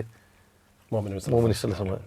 അല്ല ഒന്നിനെ മാറ്റിയിട്ട് ഒന്നിനെ അല്ല എടുക്കുന്നത്, ഇത് രണ്ടും ചേർത്ത് വെച്ചിട്ടുള്ളത്. അതായത് ഒരു നിയമത്തിൻ്റെ ആവശ്യകത വേണ്ട കാര്യങ്ങളെല്ലാം തന്നെ മൂസാ നബിയിലൂടെയാണ്, അതെല്ലാം പ്രവാചകനിലൂടെ പ്രാക്ടിക്കൽ എങ്ങനെയാണോ ജീവിച്ച് കാണിക്കേണ്ടത് സിവിലിയൻ ആയിട്ടുള്ളത്. അത് ഒരു മനുഷ്യർ തമ്മിൽ എങ്ങനെ ജീവിക്കണം അത് ഈസാ നബിയിലൂടെ കൃത്യമായിട്ട് മാതൃകയുണ്ട്, അതും പ്രവാചകനിലൂടെയുണ്ട്. പലപ്പോഴും ഈ ക്രൈസ്തവരായിട്ടുള്ള ഇസ്ലാം വിമർശകരെ പ്രവാചകനെയും ഇസ്ലാമിനെയും വിമർശിക്കാൻ വേണ്ടി എടുക്കുന്ന ഒരു ടൂളാണ് ഈ വ്യവസ്ഥിതി കളിയാക്കുന്നത്. എന്നാൽ ഇത് ഇവർക്കുള്ളതാണിത്. എന്നാൽ ഇതേപോലെ തന്നെ ഈസാ നബി അലൈഹി സ്വലാം യേശു ക്രിസ്തുവിന്റെ അധ്യാപനം പ്രവാചക ജീവിതത്തിലുണ്ട്. അതിനവരെന്ത് ചെയ്യും? മറച്ചു വെക്കും. അതിനെപ്പറ്റി ചർച്ചയില്ല. ക്ഷമയുടെ ഏറ്റവും വലിയ അധ്യാപനം പ്രവാചകൻ നമുക്ക് കാണാൻ കഴിയുന്നുണ്ട്. ക്ഷമിക്കുക, നീ ക്ഷമിക്കുക എന്നാ പറഞ്ഞുകൊണ്ടിരിക്കുന്നത്. ഇഷ്ടം പോലെ ഇത് അവരെന്ത് ചെയ്യും? മറച്ചു വെക്കും. നല്ല കാര്യങ്ങളൊക്കെ മറച്ചു വെക്കും. ഇതേ വിഷയം നമ്മൾ മൂസാ നബിയുടെ അല്ലെങ്കിൽ മോശ പ്രവാചകൻ്റെ അധ്യാപനത്തിൽ ഉണ്ടല്ലോ എന്ന് നമ്മൾ ബൈബിളിലൂടെ കാണിക്കുമ്പോൾ അവർ പറയുന്ന കാര്യമാണ്, അന്ന് ജിന്നു ആവർത്തിച്ചു കൊണ്ട് പറഞ്ഞാണ് അത് മാനുഷികമായ നിയമങ്ങളാണെന്ന്. ഇത് എങ്ങനെയാണ് ഒരു യേശുവിനെ അനുയായി എന്ന് പറയുന്നൊരു വ്യക്തിക്ക് പറയാൻ കഴിയുക? മോശയുടെയും പ്രവാചകന്മാരുടെ അധ്യാപനം അവൻ കേൾക്കട്ടെ എന്ന് ആര് പറഞ്ഞിരിക്കുന്നു? യേശു പറഞ്ഞിരിക്കുന്നു. അപ്പോൾ മോശയുടെ അധ്യാപനം മാനുഷികമാണോ? ചിന്തിക്കേണ്ട ഒരു പോയിന്റ് ഉള്ളത്. മോളിൽ നിന്ന് വന്നതാണല്ലോ. ഇതെല്ലാം ദൈവികമാണത്. നമ്മളെ സംബന്ധിച്ചിട്ട് ഇതെല്ലാം ദൈവികമാണ്. ഈ അധ്യാപനങ്ങളാണ് എന്ത് ചെയ്യേണ്ടത്? ഒരു മനുഷ്യൻ പരലോകമോക്ഷത്തിന് വേണ്ടി സ്വീകരിക്കണം. അപ്പം മുൻകാല പ്രവാചകന്മാർ മുഴുവനും പഠിപ്പിച്ച അധ്യാപനത്തെ കൃത്യമായി കൊണ്ട് എന്ത് ചെയ്തിരിക്കുന്നു? ഒറ്റ ഇതിലാക്കി വിശുദ്ധ ഖുർആനിലൂടെ പ്രവാചകനിലൂടെ ചര്യയിലൂടെ അത് നമുക്ക് പഠിപ്പിച്ചു. അതിനെ പിൻപറ്റുക, അതാണ് യഥാർത്ഥ മാർഗം. ഒറ്റ കാര്യത്തിലുള്ളൂ. മൂന്നാമത്തെ ചോദ്യമായിട്ട് ഹംസക്ക ചോദിച്ചത്, ഒരുപക്ഷെ അത് ബൈബിളിക്കൽ വേർഡുകൾ അല്ലെങ്കിൽ ആ ബൈബിളിൻ്റെ ഒരു അടിസ്ഥാനത്തിൽ അതുകൊണ്ട് അത്ര കറക്റ്റായിട്ട് മനസ്സിലായിട്ടില്ല, അപ്പോൾ അതൊന്ന് ക്ലിയർ ആക്കാൻ വേണ്ടി ചോദിക്കുകയാണ്. താങ്കൾ ചോദിച്ചത്, നിങ്ങൾ ന്യായപ്രമാണം ആചരിക്കുന്നുവെങ്കിൽ ക്രിസ്തുവിൽ നിന്ന് വേർപെട്ടു പോയോ? അതുപോലെ തന്നെ ആ ന്യായപ്രമാണം ആചരിച്ചത് കൊണ്ട് പൗലോസും ക്രിസ്തുവിൽ നിന്ന് വേർപെട്ടു പോയോ എന്ന രൂപത്തിൽ ചോദിച്ചിരുന്നു. അപ്പോൾ അവിടെ എന്താണ് ആ ചോദ്യത്തിൻ്റെ അടിസ്ഥാനം എന്ന് എനിക്ക് മനസ്സിലായി. ഈ ചോദ്യം സത്യത്തിൽ സാധാരണ മുസ്ലിങ്ങൾക്ക് മനസ്സിലാക്കുവാൻ അല്പം പ്രയാസമുള്ളൊരു ചോദ്യമായിരുന്നു അത്. തീർച്ചയായിട്ടും ഞാനവിടെ ചോദിച്ചിരുന്നത് ഇങ്ങനെയാണ്. ഞാനത് ചോദിക്കാൻ കാരണം രണ്ടാമത്തെ ചോദ്യത്തിൽ നിന്നുകൊണ്ട് ഞാൻ പറഞ്ഞില്ല, മറുപടിയിൽ നിന്നുകൊണ്ട് അദ്ദേഹം പതുക്കെ തന്ത്രപരമായിട്ട് ഒഴിഞ്ഞു മാറിയത് കൊണ്ട് അതിനെ ഒന്ന് കടുപ്പിക്കാൻ വേണ്ടിയാണ് ഞാൻ ആ ചോദ്യം എടുത്തത്. അതായത് നിങ്ങൾ ന്യായപ്രമാണം ആചരിക്കുന്നുവെങ്കിൽ ക്രിസ്തുവിൽ നിന്ന് വേർപെട്ടു പോയി എന്നുള്ള വാക്യത്തിന്റെ അടിസ്ഥാനത്തിൽ വാക്യമാണ് നീതീകരിക്കാൻ നിങ്ങൾ ഇച്ഛിക്കുന്നുവെങ്കിൽ എന്ന് പറഞ്ഞിട്ടുണ്ട് പൗലോസ്. ഗലാത്യ ലേഖനത്തിൽ ചോദിക്കുന്നുണ്ട്. അങ്ങനെ ഇച്ഛിക്കുന്നുവെങ്കിൽ നിങ്ങൾ ക്രിസ്തുവിൽ നിന്ന് വേർപെട്ടു പോയി എന്ന് പറഞ്ഞ വാക്യമുണ്ട്. അപ്പോൾ ആ വാക്യത്തിൻ്റെ അടിസ്ഥാനത്തിൽ യേശുവിനെ സ്വന്തം ശിഷ്യന്മാർ ക്രിസ്തു നിന്നുകൊണ്ട് വേർപെട്ടു പോയോ എന്നാണ് ചോദിച്ചത്. അവർ ന്യായപ്രമാണം ആചരിച്ചിരുന്നു. അത് ഞങ്ങൾക്ക് വാക്യം തിരിക്കാം. അത് എന്നിട്ട് വീണ്ടും ഞാൻ അവിടെ ഒന്നുകൂടി ചോദിച്ചിരുന്നു, ഈ അപ്പോസ്തലന്മാർ പൗലോസിനോട് പറയുകയും പൗലോസും എന്ത് ചെയ്തിട്ടുണ്ട്, ആചരിക്കാൻ തയ്യാറായിട്ടുണ്ട്, എങ്കിൽ പൗലോസും വേർപെട്ട് പോയോ എന്നാണ് ചോദിച്ചത്. പക്ഷെ ആ ചോദ്യത്തിനും അദ്ദേഹം എന്ത് ചെയ്തില്ല, മറുപടി പറഞ്ഞില്ല. ഞാനിത് ചോദിക്കാൻ കാരണം ഞാൻ പറഞ്ഞു, രണ്ടാമത്തെ ചോദ്യം സ്കിഡായത് കൊണ്ടാണ് ഞാൻ ചോദിച്ചത്. ശ്രദ്ധിക്കേണ്ട ഒരു കാര്യം, ന്യായപ്രമാണം ആചരിക്കാൻ പാടില്ല എന്നാണ് പൗലോസിന്റെ വാദം. അതിന് പകരം എന്തായിട്ടുണ്ട്, ക്രിസ്തു ക്രൂശിൽ മരിച്ചിട്ടുണ്ട്, അത് വിശ്വസിച്ചാൽ മതി, ക്രിസ്തുവിന്റെ രക്തം നമ്മളെല്ലാം പാപത്തിൽ നിന്ന് പോക്കി ശുദ്ധീകരിച്ചു എന്നുള്ളതാണ് പൗലോസിന്റെ ആശയം. ഈ ആശയം നിലനിൽക്കുന്നു. എന്നാൽ അപ്പോസ്തല പ്രവൃത്തി 21-ാം അധ്യായം ശ്രദ്ധിക്കേണ്ട ഒരു പോയിന്റാണ്. അതായത് ഈ ഗലാത്യ ലേഖനമെല്ലാം എഴുതിയതിനു ശേഷം, ഞാൻ നേരത്തെ പറഞ്ഞു ഗലാത്യ ലേഖനം എഴുതാൻ്റെ കാരണം ഞാൻ പറഞ്ഞു, ഏതാൻ്റെ കാര്യം പറഞ്ഞു. അപ്പോൾ ഇവിടെ എല്ലാം ന്യായപ്രമാണം ആചരിക്കരുത് എന്ന് പറയുവാനാണ് അദ്ദേഹം എഴുതിയിരിക്കുന്നത്. 2 ദിന സുവിശേഷം ഗലാത്യ ലേഖനത്തിൽ അദ്ദേഹം ഉദ്ധരിക്കുന്നുണ്ട്. അത് നിങ്ങൾ ഇത് കേൾക്കുന്ന ഓരോ ക്രൈസ്തവരും ഗലാത്യ ലേഖനം ഒന്ന് മനസ്സിരുത്തി വായിച്ചു കഴിഞ്ഞാൽ നിങ്ങൾക്ക് കൃത്യമായിട്ട് മനസ്സിലാക്കുവാൻ സാധിക്കും. അവിടെ ഒരു കൂട്ടരെ പൗലോസിയെ ശക്തമായിട്ട് എതിർക്കുന്നുണ്ട്. ആ എതിർക്കുന്നവർ യെരൂശലേം സഭയാണ് എന്ന് ആ ഗലാത്യ ലേഖനം 4-ാം അധ്യായത്തിൻ്റെ അവസാനത്തിൽ എബ്രാഹാമിന് 2 ഭാര്യമാർ എന്ന് വിശദീകരിച്ചുകൊണ്ട് അവിടെ പ്രതിപാദിക്കുന്നുണ്ട്. ഇത് കൃത്യമായിട്ട് നിങ്ങൾ വായിച്ചാൽ നിങ്ങൾക്ക് മനസ്സിലാവും, ഒരു സംശയത്തിനും ഇടയില്ല. അപ്പോൾ ഇങ്ങനെ ഈ അപ്പോസ്തല പ്രവൃത്തി 21-ാം അധ്യായത്തിൽ, അത് ഇതൊക്കെ എഴുതിയതിനു ശേഷം പൗലോസ് എന്ത് ചെയ്യുന്നുണ്ട്, യെരൂശലേം എന്ന് പറയുന്ന ഇസ്രായേൽ നഗരത്തിലൂടെ കടന്നു വരുന്നുണ്ട്. ആ കടന്നു വരുമ്പോൾ അപ്പോസ്തലന്മാർ പൗലോസിനെ വിളിച്ച് പറയുന്നുണ്ട്, നീ എന്ത് ചെയ്യുന്നുണ്ട്, വിജാതീയ നാടുകളിലുള്ള യഹൂദന്മാരോട് നമ്മുടെ മക്കളെ പരിചരണം ചെയ്യേണ്ട, നമ്മുടെ മര്യാദ പ്രകാരം ജീവിക്കേണ്ട എന്ന് പറഞ്ഞുകൊണ്ട് മോശയെ ഉപേക്ഷിച്ച് കളയാൻ പറയുന്നതായി നിന്നെക്കുറിച്ച് കേട്ടു. ആകയാൽ എന്താകുന്നു വേണ്ടത്, നീ വന്നിട്ടുണ്ട് എന്നവർ അറിയും നിശ്ചയം. കാരണം അവിടെ നാട്ടിലെല്ലാവരും ഉണ്ട്. എന്നിട്ട് പറയാണ്, ഞങ്ങളുടെ കൂടെ 4 പുരുഷന്മാരുണ്ട് നേർച്ച നേർന്നവർ. ഇവിടെ നേർച്ച നേർന്ന് പഠിക്കണം നമ്മൾ. പറഞ്ഞുതരാതെ നേർച്ച നേർന്ന് 4 പേരുണ്ട്. അവരെ കൂട്ടിക്കൊണ്ട് അവരെ ശുദ്ധീകരിച്ച് നീയും ശുദ്ധീകരിച്ച് അവരെ ശുദ്ധീകരിക്കുന്ന ചെലവ് നീ വഹിക്കുക. അവർ തല മുണ്ടനം ചെയ്യുന്നതിൻ്റെ ചെലവ് നീ വഹിക്കുക. അപ്പോൾ നിന്നെ കൊണ്ട് കേട്ടത് സത്യമല്ല എന്നും നീയും ന്യായപ്രമാണത്തെ ക്രമമായി ആചരിച്ച് നടക്കുന്നവനെന്ന് എല്ലാവരും ബോധ്യപ്പെടും. ഈ വാക്യത്തിലൂടെ ഒരു കാര്യം അവിടെ സ്ഥാപിക്കപ്പെട്ടു. എന്താണ്? യെരൂശലേം സഭക്കാരെ അപ്പോസ്തല സഭക്ക് ക്രമമായിട്ടുണ്ട്, അവർ ആചരിച്ചുകൊണ്ടിരിക്കുകയാണ്. ഇത് നടക്കുന്നത് ക്രിസ്തുവിൻ്റെ സ്വർഗാരോഹണം കഴിഞ്ഞ് 28 വർഷം, അപ്പോൾ വളരെ നീണ്ട കാലഘട്ടം അവർ ആചരിച്ചുകൊണ്ടിരിക്കുകയാണ്. ഞാൻ പറഞ്ഞല്ലോ, ഈ യെരൂശലേം നഗരത്തിൽ ഒരിക്കൽ പോലും ഈ പ്രമാണം ആചരിക്കണമോ ആചരിക്കണ്ടോ എന്ന വിഷയത്തിൽ അവിടെ ചർച്ചയില്ല. അത് ക്രിസ്തുവിനെ അംഗീകരിച്ചവരാവട്ടെ അംഗീകരിക്കാത്തവരായിക്കൊള്ളട്ടെ, അവരുടെ ഇടയിൽ ഇതിനെ പറ്റി ഒരു അംഗീകരിക്കാത്തവർ യഹൂദരാണ്, അവരെന്തായാലും ആചരിക്കണം. അംഗീകരിച്ചവർ ഈ പറഞ്ഞ എന്താ പറയുക വിശ്വാസികളാണ്, അവരുടെ ഇടയിൽ അവിടെ ചർച്ചയില്ല. അവരെല്ലാവരും പ്രാർത്ഥനയ്ക്ക് യെരൂശലേം ദേവാലയത്തിൽ കിടക്കുന്നു, പ്രാർത്ഥിക്കുന്നു. അവിടെ ഉള്ള എന്താണ്? ക്രിസ്തുവിനെ കൈക്കൊണ്ട സമൂഹം, ക്രിസ്തുവിനെ കൈക്കൊള്ളാത്ത സമൂഹം. ഇതല്ലാതെ പ്രമാണം ആചരിക്കണമോ ആചരിക്കണ്ടയോ അതിന് ചർച്ചയില്ല. ക്ലിയർ ആണല്ലേ? ക്ലിയർ ആണ് കാര്യം. 28 വർഷം വരെ, 28 വർഷം ഇല്ലെങ്കിൽ ഇവരുടെ തന്നെ ചരിത്ര പുസ്തകത്തിൽ വളരെ കൃത്യമായിട്ട് പറഞ്ഞിട്ടുണ്ട് 28ാമത്തെ വർഷമാണ് ഈ സംഭവം നടന്നെന്നുള്ളത്. എന്നിട്ട് പറയാണ്, നീ വന്നിട്ടുണ്ടെന്ന് നിശ്ചയം, അതുകൊണ്ട് നീ എന്ത് ചെയ്യണം, നിന്നെ തന്നെ ശുദ്ധീകരിച്ച് അവരുടെ തല മുണ്ടനം ചെയ്യുന്നതിന് ചെലവ് നീ വഹിക്കുക. അപ്പോൾ നിന്നെ കൊണ്ട് കേട്ടത് സത്യമല്ല എന്നും നീയും ന്യായപ്രമാണത്തെ ക്രമമായി ആചരിച്ച് നടക്കുന്നവൻ എന്നെല്ലാവരും ബോധ്യപ്പെടും. അപ്പോൾ ഇവിടെ പറഞ്ഞതാണ്, നീ ഇങ്ങനെ പറഞ്ഞിട്ടില്ല എന്നുള്ള ബോധിപ്പിക്കാനാണ് എന്ത് ചെയ്യേണ്ടത്, നീ കാണിച്ചു തരണം. സത്യമാണെന്ന് ഞങ്ങൾ വിശ്വസിക്കണമെങ്കിൽ നീ അത് ചെയ്ത് കാണിക്കണം. ക്ലിയർ ആണ്.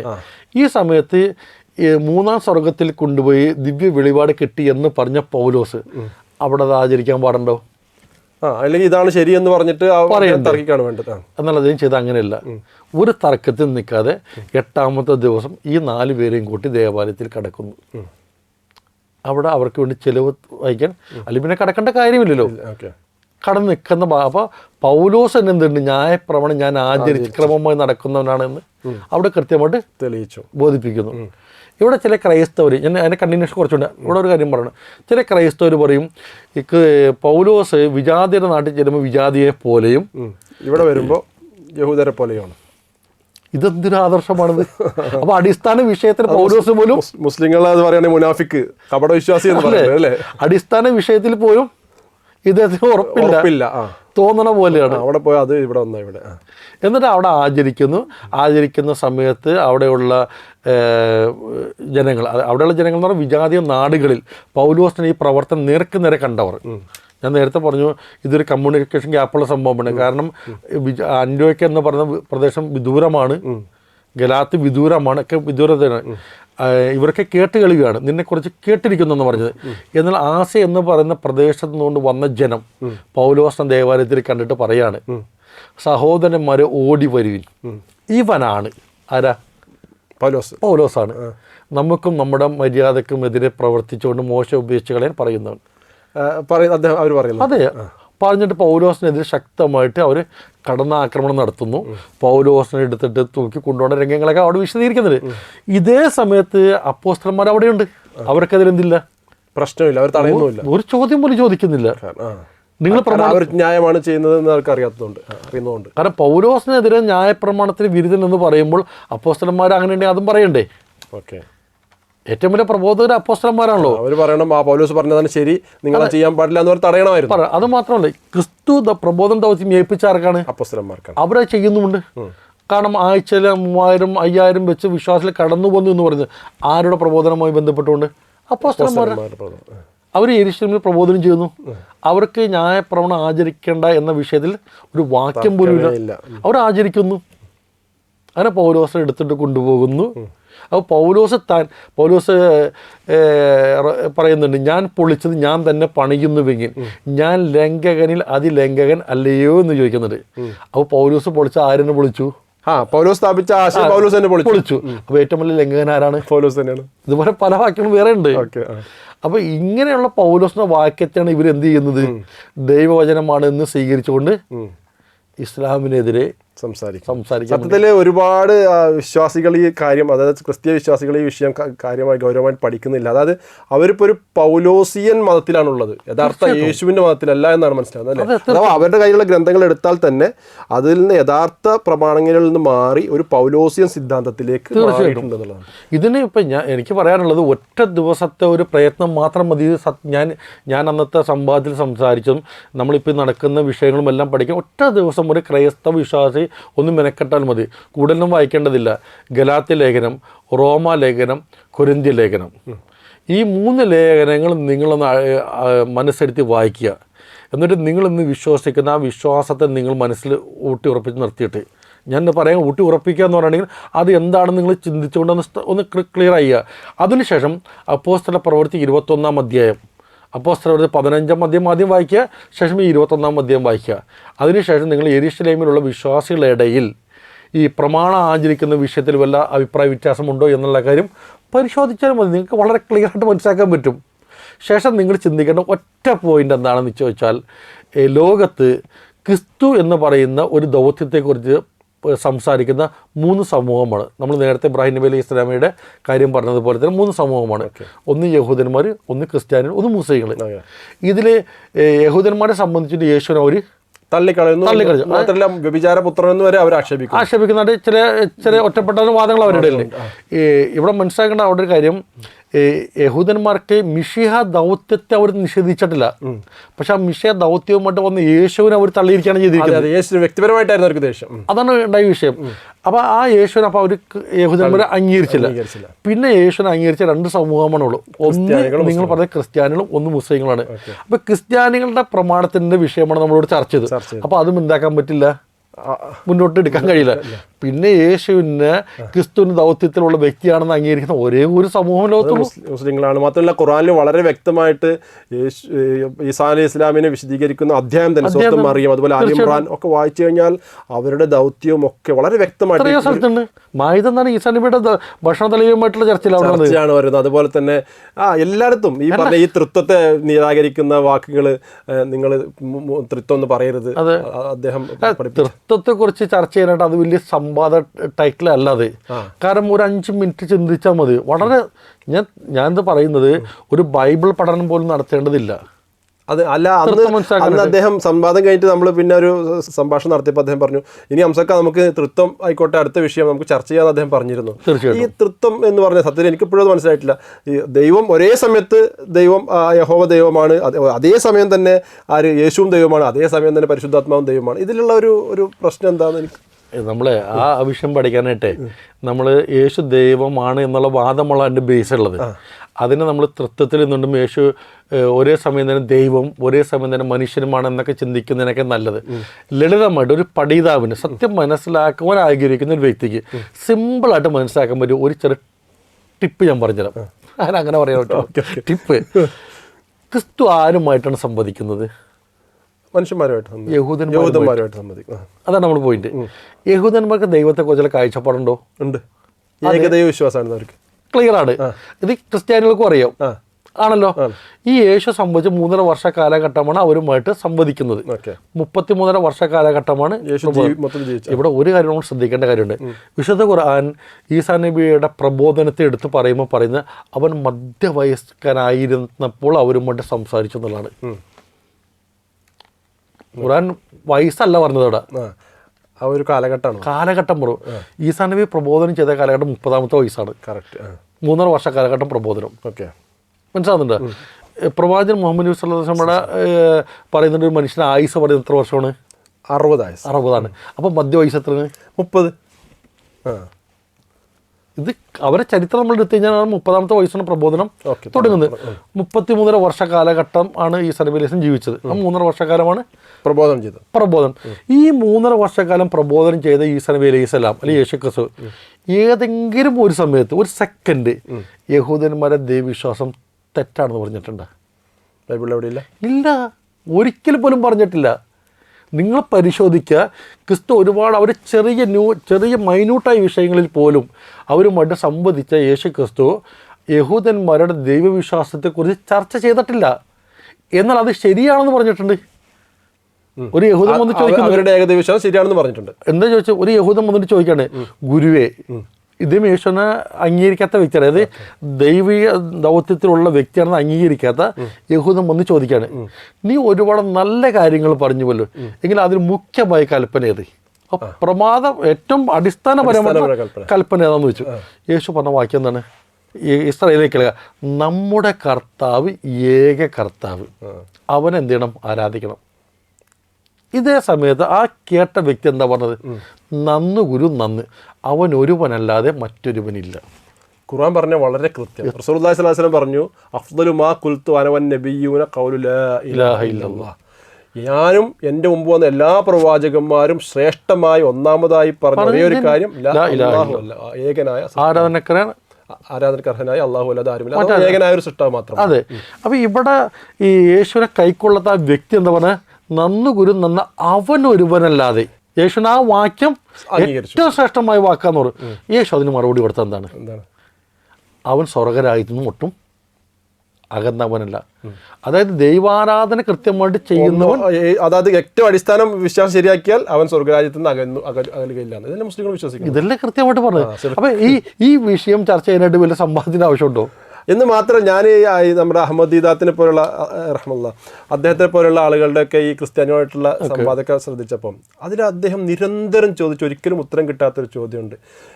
ബൈബിളിൽ എവിടെയെങ്കിലും യേശു പറയുന്നതായിട്ട് ഞാൻ ദൈവമാണെന്നോ, ഞാൻ ദൈവത്തിൻ്റെ ആത്മാവുള്ള അല്ലെങ്കിൽ ആ അംശമുള്ളവനാണെന്നോ, അല്ലെങ്കിൽ എന്നെ ആരാധിക്കണമെന്നോ പറയുന്നതായിട്ടൊരു വാചകം കാണിക്കാമോ എന്ന് ചോദിക്കുന്നുണ്ട്. അത് എവിടെ ഇല്ല എന്നുള്ളത് പറയാൻ സാധിക്കുന്നില്ല എന്നുള്ളത്. ഇവർ അതിന് ചെറിയ എന്താ പറയുന്നത് ഒപ്പിക്കാൻ വേണ്ടി ചില നേരത്തെ പറഞ്ഞതുമായിട്ടുള്ള സൂചനകൾ. ഞാനും പിതാവ് ഒന്നാകുന്നു, എന്നെ കണ്ടവൻ പിതാവിനെ കണ്ടിരിക്കുന്നു എന്ന് പറയുന്ന ചില പദങ്ങളൊക്കെ ഉണ്ട്. പിന്നെ ആരാധന നമസ്കരിച്ചു എന്നുള്ള പദങ്ങൾ ഇങ്ങനെയൊക്കെ ഉണ്ട്. ഈ നമസ്കാരം എന്നുള്ള പദത്തിനും ആരാധന എന്ന് മാത്രമല്ല അർത്ഥമുള്ളത്. ആരാധന എന്ന് പറയുമ്പോൾ അതിന് ഒരു പ്രത്യേക തലത്തിൽ വരണം. വെറും ആരാധന മാത്രം വരും. ഇപ്പോൾ നമുക്കറിയാം, നമ്മുടെ നമ്മൾ സ്കൂളിൽ പഠിക്കുന്ന സമയത്ത് നമസ്കരിച്ചു എന്ന് പറയും. ഈ നമസ്കാരം മുസ്ലിങ്ങൾ പള്ളിക്കറി നമസ്കാരമാണോ? ആ നമസ്കാരം ഒരു അധ്യാപനം വരും, ബഹുമാനം കൊടുത്തു എന്നുള്ള അർത്ഥത്തിലേ ഉള്ളൂ. അതേ ഉള്ളൂ. എന്ന് പറയുന്ന പോലുള്ള പദങ്ങളൊക്കെ അവിടെ ഉള്ളൂ. അതേപോലെ തന്നെ ഞാനും പിതാവും ഒന്നാകുന്നു എന്ന് പറയുമ്പോൾ അതിന് തൊട്ട് താഴെ ചർച്ചയുണ്ട്. ആ ചർച്ചയിൽ വളരെ കൃത്യമാണ്, ആദർശമാണ്, ദൈവിക ആദർശം പിന്നിലുണ്ട്, ആദർശപരമായിട്ട് ഞങ്ങളുടെ ഒന്നാണ്. എന്നെ കണ്ടൊരു പിതാവിനെ കണ്ടിരിക്കുന്നു എന്ന് പറയുമ്പോൾ ഒരാൾക്ക് ദൈവത്തെ, ഇതേ ചോദ്യം പണ്ട് എൻ്റെ അടുത്ത് കാട്ടാക്കട വെച്ച് ഒരു പാസ്റ്റർ ചോദിച്ചിരുന്നു. യേശു ക്രിസ്തു പറയുന്നുണ്ടല്ലോ, എന്നെ കണ്ടവൻ പിതാവിനെ കണ്ടിരിക്കുന്നു. അവിടെ ചർച്ച തുടങ്ങുന്നത് ഫിലിപ്പോസ് എന്ന് പറയുന്ന വ്യക്തിമുള്ള ചർച്ചയാണ്.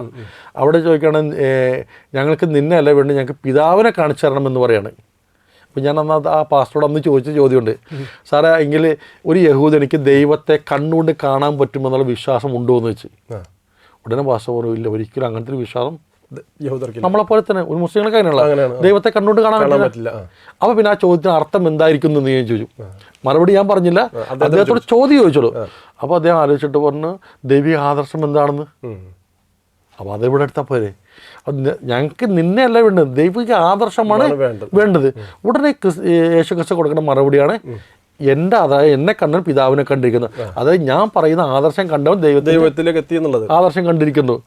ഇങ്ങനെ അപ്പം ഞാൻ തൊട്ട് മുന്നേ പറഞ്ഞതുപോലെ യേശു ദൈവമാണ് എന്നുള്ള ചർച്ചയ്ക്ക് ഒരു സംവാദത്തിൻ്റെയോ തൃത്വത്തിനൊരു സംവാദത്തിൻ്റെ ആവശ്യമില്ല. 5 മിനിറ്റല്ലേ എടുത്തുള്ളൂ. എന്ന് മാത്രമല്ല, ഞാൻ അവിടെ ശ്രദ്ധിച്ചൊരു കാര്യം, ഇപ്പൊ ബൈബിളിൽ പറയുന്നത് പോലെ തന്നെ കുരിശിലേറ്റാൻ കൊണ്ടുപോകുന്നു അവർ പറയുന്നുണ്ടല്ലോ. അങ്ങനെ കൊണ്ടുപോയാൽ കുരിശിലേറ്റുമ്പോഴപ്പോൾ പറയുന്നുണ്ടല്ലോ, ദൈവമേ ദൈവമേ നീ എന്നെ കൈവിട്ടു. അത് പ്രാർത്ഥിക്കുകയാണ് വേദനിക്കുമ്പോൾ, ഏലി ഏലി ലമ്മ സബക്താനി, ദൈവമേ ദൈവമേ നീ എന്നെ കൈവിട്ടതെന്തേ, കഴിയുമെങ്കിൽ ഈ പാനപാത്രം എന്നിൽ നിന്ന് മാറ്റിയെന്നൊക്കെ പറയുന്നത്. അതാണ് ഞാൻ പറഞ്ഞത്. ഇവിടെയൊക്കെ അവർ നടത്തുന്ന ഒരു ചെറിയ സംഭവം എന്ന് പറയുമ്പോൾ ഇതെല്ലാം മനുഷ്യൻ അവസ്ഥയിലാന്ന് പറയും. അതെങ്ങനെ ദൈവമാണെന്നുള്ള പറയുന്നത്, ദൈവമാണ് ദൈവത്തോട് പ്രാർത്ഥിക്കുക. അതാ പറഞ്ഞോ, ഒരു തേന്, ഈ തേനിൻ്റെ അകത്ത് ഒരേ സമയം അതിന് തേനായിട്ടും വെള്ളമട്ടൽ വിഷമായിട്ടിരിക്കാൻ പറ്റില്ല. അതെങ്ങനെയൊക്കെയാണ് ദൈവമാണ് പിന്നെ ദൈവത്തെ പ്രാർത്ഥിക്കേണ്ടതില്ലോ. നമ്മുടെ ഞാൻ മനുഷ്യനായി വന്നു, അതിലും മനുഷ്യത്വം കടന്ന പിന്നെ ദൈവമല്ല, പിന്നെ മനുഷ്യത്വത്തിലുള്ളത് മനുഷ്യനാണ്. ദൈവത്തെ നഷ്ടപ്പെട്ടു. ഇനി യേശു പ്രാർത്ഥിക്കാൻ കിടക്കുമ്പോൾ എവിടെ നിൽക്കുന്നത്? സാധാരണ ജനങ്ങളുടെ സ്ഥലത്താണ് യേശു യെരൂശലേം ദേവാലയത്തിൽ കടന്നുകൊണ്ട് പ്രാർത്ഥിക്കുന്നത്. അവിടെ വിശുദ്ധമായിട്ടുള്ള സ്ഥലമുണ്ട്, അത് മഹാപുരോഹിതൻ്റെ സ്ഥലമാണ്, പിന്നെ പൗരോഹിത്യത്തിൻ്റെ സ്ഥലമുണ്ട്, സാധാരണക്കാർക്കുള്ള സ്ഥലമുണ്ട്. യെരൂശലേം ദേവാലയത്തിൻ്റെ അവസ്ഥ പറയുന്നത് അദ്ദേഹം നിൽക്കുന്നത് സാധാരണക്കാരുടെ സ്ഥലത്താണ്. കാരണം യഹൂദന്മാർ അംഗീകരിക്കുന്നില്ലല്ലോ. ഇതാണ് യേശുവിൻ്റെ ചരിത്രം നമുക്ക് ബൈബിളിലൂടെയും അല്ലാതെയും കിട്ടുന്നത്. ഇത് ഞാൻ അതിൽ മനസ്സിലാക്കിയത്, യേശു ക്രിസ്തു, അതായത് പൗലോസിൻ്റെ ആശയം പേറിയ പിൽക്കാലത്തുള്ള ഈ വിജാതീയ സഭ, ആ സഭ എന്തുണ്ട്, അത് ഒരു കാര്യമുണ്ട്, മിത്രാസ് മതത്തിൻ്റെ ഒരു കടന്നുവരവുണ്ട്. അത് വേറെ ഒരുപാട് കടന്നു പോകുന്നുണ്ട്. അതിന് അല്ല, ഈ മിത്രാസ് മതം എന്ന് പറയുന്ന ഇബ്രാഹിം നബിയുടെ കാലഘട്ടത്തിലുണ്ടായിരുന്ന ഈ സൂര്യാരാധകർ, ആ മതം പിന്നെ എന്ത് ചെയ്യുന്നുണ്ട്, ഇതിലോട്ട് കംപ്ലീറ്റ് ഈ വിജാതിയിലോട്ട് ചക്രവർത്തി അതെ കടന്നു വന്നിട്ട് ഇത് മിങ്കിളാവുന്നുണ്ട്. അത് യഥാർത്ഥ വിശ്വാസി സമൂഹം AD 68 അല്ലെങ്കിൽ 70 റോമിൻ്റെ ഒരു അറ്റാക്ക്, ഒരു ആക്രമണം യെരൂശലേമിലോട്ട് വരികയും അത് തീർന്നു പോകുന്നുണ്ട്. ഇതിന് ശേഷം ഒരു സംഘമായിട്ടുള്ള ഈ ക്രിസ്തുവിനെ പറ്റി പറയുന്നവർ ഈ പൗലോസിന് ആശയം പേറിയ ഈ വിജാതീയ സംഘമാണ്. അതിലോട്ടാണ് ഈ മിത്രാസ് മതം കംപ്ലീറ്റ് ആയിട്ട് കടന്നു വരുന്നത്. ഈ കടന്നു വന്ന ആ സംഘമുണ്ടല്ലോ, ആ പണ്ഡിതന്മാർക്ക് പിന്നീട് ആശയം വരികയാണ്, ക്രിസ്തു നമ്മുടെ പാപത്തിനു വേണ്ടി മരിച്ചു, നമ്മളെ രക്ഷിച്ചെങ്കിൽ അത് സാധാരണ മനുഷ്യനായാൽ പോരാ, അത് ദൈവമാണ്. നല്ല ചർച്ചകൾ വരുന്നുണ്ട്. അത് വലിയ ചർച്ചയുടെ വിഷയമാണ്. അവിടെ മുതലാണ് പിന്നെ ക്രിസ്തുവിൻ്റെ ദൈവത്വം ചർച്ച വരുന്നത്. അതുകൊണ്ട് ആ കാലഘട്ടം മുതലേ ചർച്ചകൾ വേറെ ഉണ്ട്. ഇന്ന് കാണല്ലോ, ഇന്നിപ്പോൾ ക്രിസ്തു അല്ല യേശു ദൈവമാണെന്ന് പറഞ്ഞ എത്രയോ വിശ്വാസങ്ങൾ, വണ്ണസ് ഉണ്ട്, തൃത്വവാദികളുണ്ട്, യേശു നമുക്ക് അങ്ങനെ പല വ്യത്യസ്തങ്ങളായിട്ട് നിൽക്കുകയാണ്. ഇതിൻ്റെ ഇടയിൽ തന്നെ യേശു ദൈവമല്ല എന്ന് വാദിക്കുന്ന യഹോവ സാക്ഷികളുണ്ട്. ഇങ്ങനെ വ്യത്യസ്തങ്ങളാണ്. എന്നാൽ ഇസ്ലാമിൻ്റെ അകത്ത് കടന്ന് നമ്മൾ ചിന്തിച്ചു നോക്കിയേ, ദൈവമാരാ ചർച്ചയുണ്ടോ?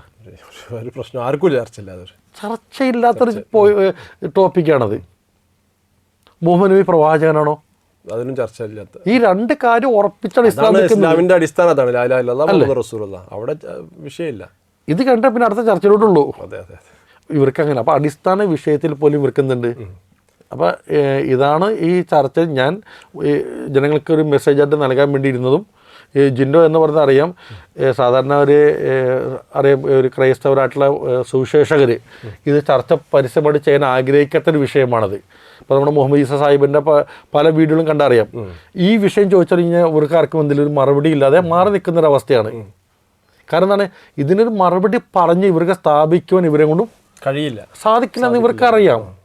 എനിക്ക് തോന്നുന്നു ഏകദേശം ഒരു 12 വർഷത്തോളം ആയിട്ടുണ്ടാവണം മുഹമ്മദ് ഈസ സാഹിബിൻ്റെ ക്രിസ്തു മാർഗം യാഥാർത്ഥ്യം എന്ന പുസ്തകം ഇറങ്ങിയിട്ട്. അത് ഇതാണ് മെയിൻ കണ്ടന്റ്. അത് ഇന്നും അങ്ങനെ തന്നെ അതിനെ റദ്ദ് ചെയ്യാൻ ആർക്കും സാധിച്ചില്ല. ഇല്ല, ഒരു മറുപടി ആയിട്ട് ഇവർക്ക് ആർക്കും കഴിഞ്ഞിട്ടില്ല എന്നുള്ളതാണ്. അല്ല, ഞാൻ മനസ്സിലാക്കുന്നത് ഇപ്പം ഇവിടെ വന്ന ജിൻഡോ എന്ന് പറഞ്ഞാൽ അങ്ങനെ ഒരു എന്താ പറയുക, പ്രത്യേകിച്ചൊരു കുടില ചിന്താഗതിയൊന്നും ഇല്ലാത്ത സ്ട്രൈറ്റ് ആയിട്ടുള്ള ആളാണ്. അല്ലെങ്കിൽ അങ്ങനെ ഈ പറഞ്ഞ പോലെ എന്തെങ്കിലുമൊക്കെ ഉണ്ടെങ്കിൽ പുള്ളി അതൊക്കെ മാറ്റി വെച്ചു. പക്ഷേ പുള്ളി വളരെ ഓപ്പണായിട്ട് ചർച്ച ചെയ്യാൻ വന്നു. നമ്മൾ വളരെ സ്നേഹത്തോടു കൂടി അദ്ദേഹം ചർച്ച ചെയ്തു.